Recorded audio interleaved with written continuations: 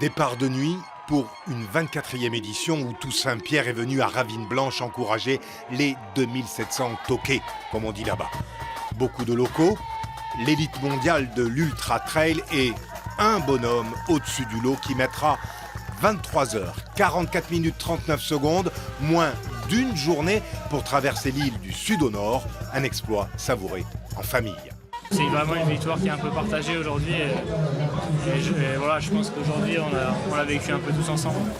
Carline, son épouse, vendange faite, a pu cette fois quitter le domaine du Germain. Ces 5 hectares de vignes qu'ils ont repris il y a 4 ans. Lui était kiné à domicile, elle travaillait dans l'aménagement du territoire et ils rêvaient d'un projet commun. Avant de reprendre l'exploitation, on était tous les deux quand même très amateurs de vin. On aimait bien goûter, aller visiter des domaines. Mais on s'est vraiment lancés tous les deux dans le projet.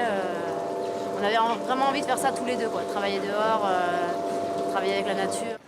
L'Ultra Trail, un défi où l'on fait flirter résistance physique avec ressources mentales, où le point de rupture est un compagnon lancinant, où la tête a tendance à tourner plus vite que les jambes, où le marathonien des cimes pour tenir en appelle parfois au vigneron. Ça procure aussi des moments forts, des moments dans lesquels on peut se souvenir quand on a des moments durs dans la course.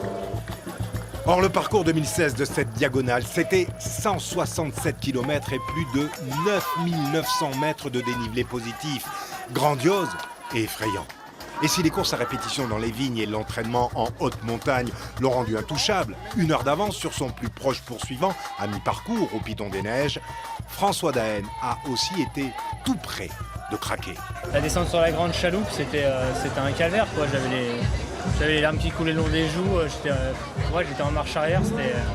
J'ai dû mettre 20 minutes pour descendre les 200 mètres de dénivelé. Je me suis dit là ça va être super compliqué de continuer.